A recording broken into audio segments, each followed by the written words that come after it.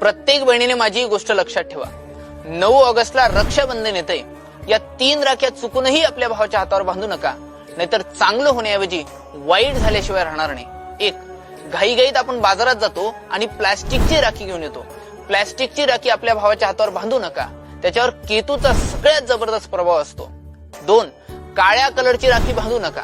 जर काळ्या कलरची राखी बांधली तर आपल्या भावाचा व्यवसाय ठप्प झाल्याशिवाय राहणार नाही. 3.